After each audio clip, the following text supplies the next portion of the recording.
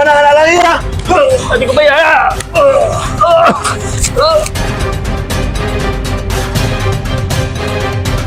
100,000. Okey Man, jadi untuk ambil berkat ni kau tekan submit.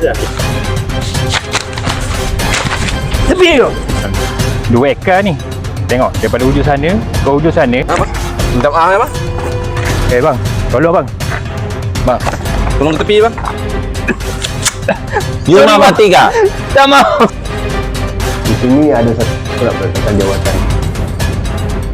Dah lah ya. Cakap tak nak ambil tahu. Menyakitkan hati je.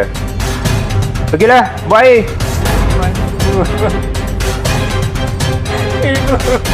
Ibu.